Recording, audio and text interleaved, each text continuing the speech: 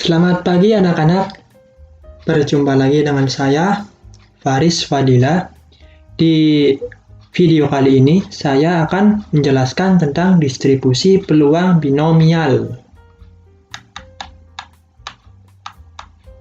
Sebelum kita masuk ke distribusi binomial yang lebih lanjut, kita lihat dulu bagaimana sih ciri khas dari distribusi binomial ini sendiri.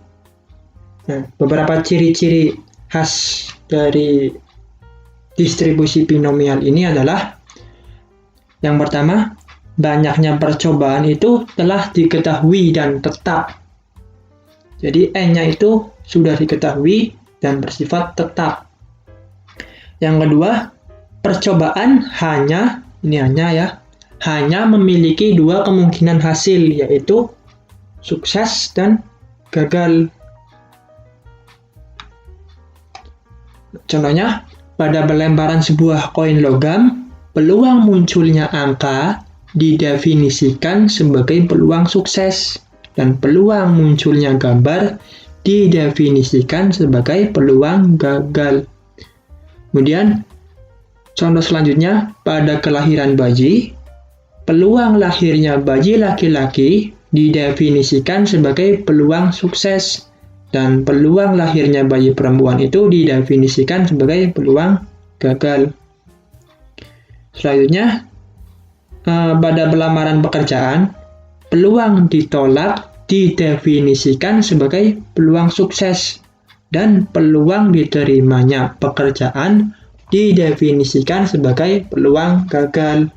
Nah, jadi di sini itu untuk mendefinisikan sukses dan gagal, untuk kita mendefinisikan peluang sukses dan gagal itu terserah dari sudut pandang kita.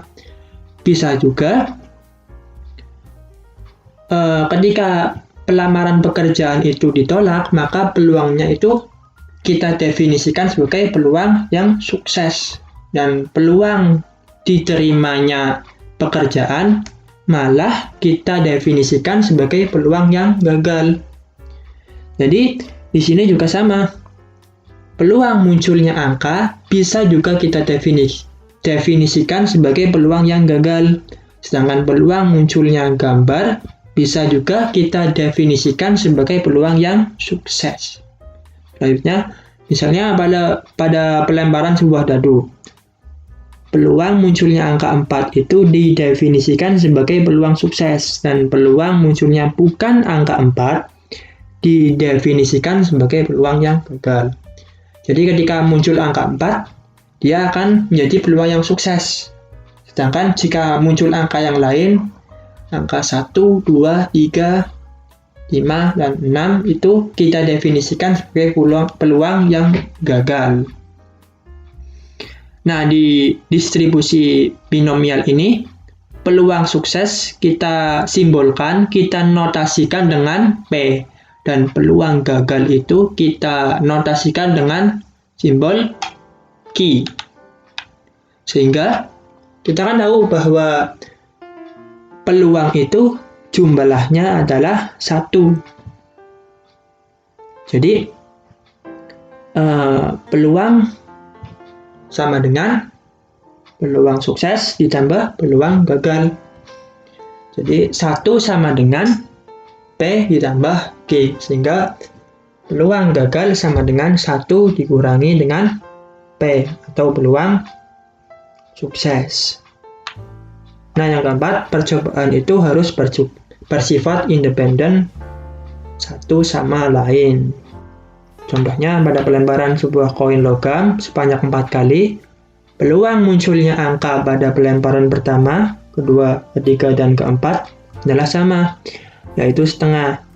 Sehingga antara pelemparan yang pertama dan pelemparan selanjutnya tidak saling berkaitan atau mempengaruhi nilai peluang pelemparan selanjutnya, atau bersifat independen. Jadi begini.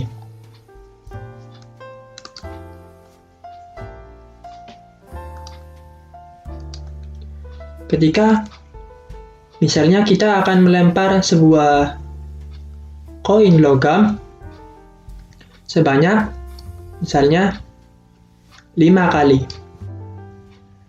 Nah,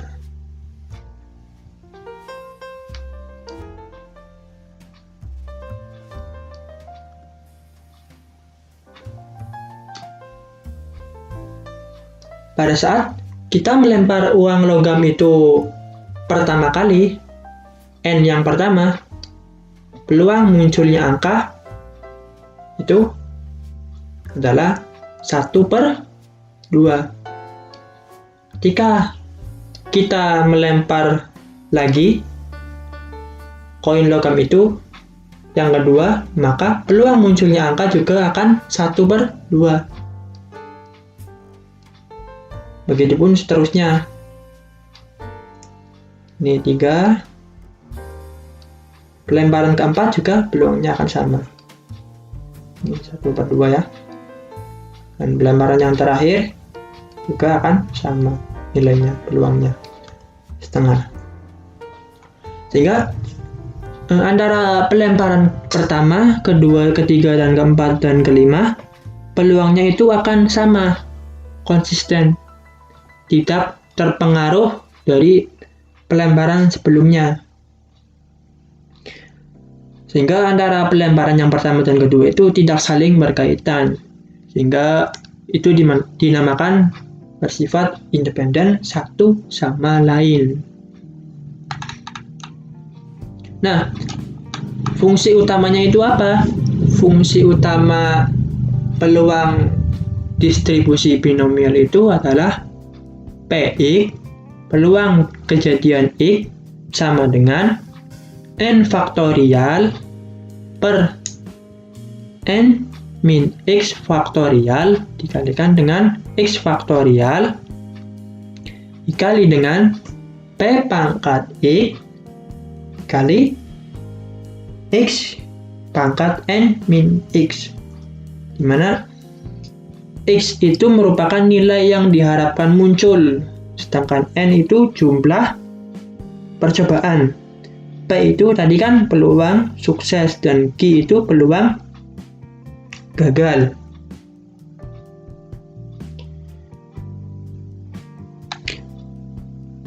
Nah, selanjutnya kita masuk ke nilai harapan. Untuk nilai harapan ini simbolnya adalah X. Nilai harapan dari kejadian X sama dengan N dikalikan P. Nah, N ini jumlah percobaan dan P peluang sukses. Untuk lebih memahami tentang materi distribusi binomial ini, kita langsung saja masuk ke contoh soal. Di sini diketahui sebuah dadu dilempar sebanyak 30 kali dan menunjukkan angka 6 sebanyak 10 kali. Jika dadu dilempar lagi sebanyak 14 kali, tentukan peluang munculnya angka 6 sebanyak tepat 3 kali. Berapakah harapan muncul angka 6?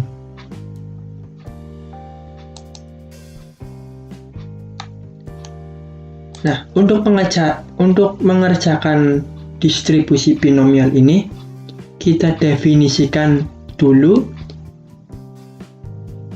X itu adalah peluang apa? Apa yang akan kita cari? Nah, di sini kita akan cari peluang munculnya angka 6 sebanyak tepat 3 kali. Berarti di sini kita bisa definisikan X itu sebagai peluang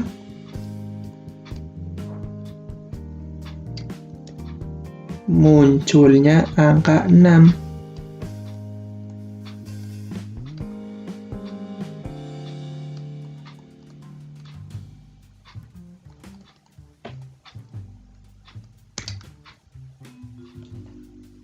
Nah, kemudian kita perhatikan lagi yang ini. Jika dadu dilempar sebanyak 14 kali, berarti banyaknya percobaan pada peluang binomial kali ini, atau yang kita sebut sebagai N itu adalah 14. Berarti N-nya itu 14.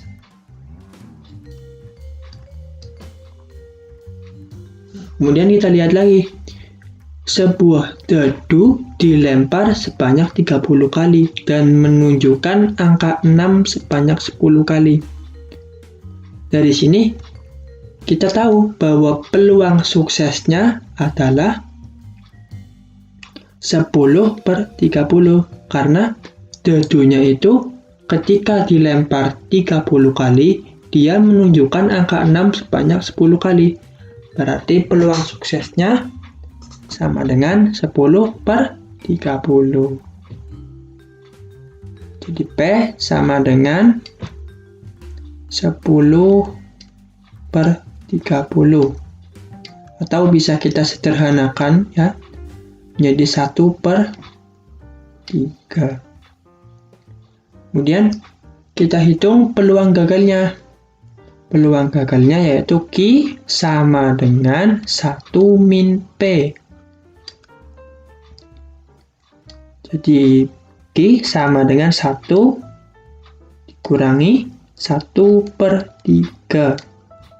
Jadi Q-nya sama dengan 2/3. Nah, di sini kita akan menentukan berapa sih peluang munculnya angka 6 sebanyak tepat 3 kali. Nah, di sini berarti peluang yang diharapkan atau X-nya itu sama dengan 3.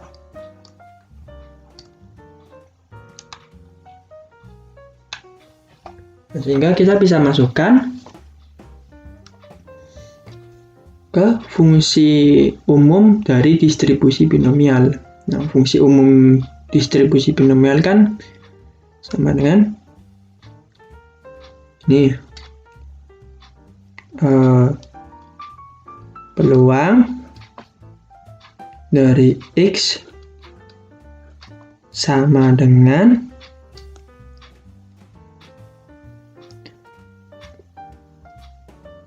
N faktorial dibagi dengan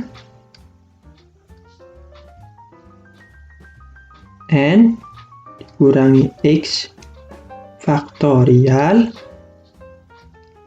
dikalikan dengan X faktorial dikali dengan peluang sukses pangkat X dikali peluang gagal pangkat N min X. Jadi untuk peluang dari munculnya angka 6 sebanyak tepat 3 kali, jadi X sama dengan 3 sama dengan N faktorial. Tadi kan N-nya 14. Kita masukkan 14 faktorial per N min X. 14 dikurangi 3 faktorial dikali X faktorial 3 faktorial. B-nya itu 1/3. 1/3 pangkat X pangkat 3 dikali Q. Q-nya itu 2/3 pangkat N min X. 14 dikurangi dengan 3.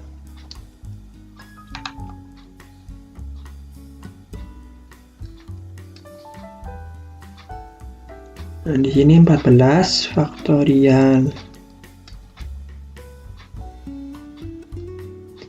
Ini 11 ya. 14 dikurangi 3, 11 faktorial dikalikan 3 faktorial. 1/3 pangkat 3 berarti kan 1 pangkat 3 per 3 pangkat 3 dikali 14 dikurangi 3 ini berarti 11, berarti 2 pangkat 11 per 3 pangkat 11. Ini 14 faktorial, kita rubah dulu jadi 11 faktorial dikalikan 12 kali 13 kali 14 per 11 faktorial dikalikan 3 faktorial, bisa kita tulis sebagai 1 dikalikan 2 dikalikan 3. Nah, ini 1 pangkat 3 1, 3 pangkat 3 27,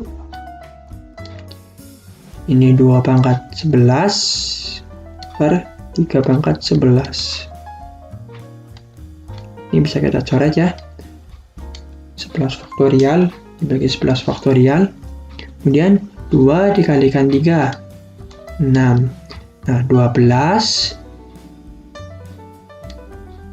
dibagi 6 2. Dari sini 2 dikalikan 2 pangkat 11, berarti kan 2 pangkat 11 ditambah 1, jadi 2 pangkat 12 dikalikan ini 13 kalikan 14 per, ini di sini habis, tinggal 27 dikalikan 3 pangkat 11. Nah, ini kalau dihitung pakai kalkulator sama dengan ini.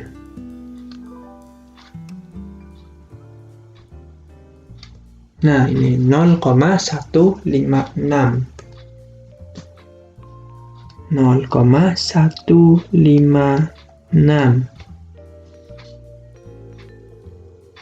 Nah, kurang lebih itu untuk materi distribusi binomial. Jika ada yang bingung, silakan tulis di kolom komentar. Sekian, terima kasih. Wassalamualaikum warahmatullahi wabarakatuh.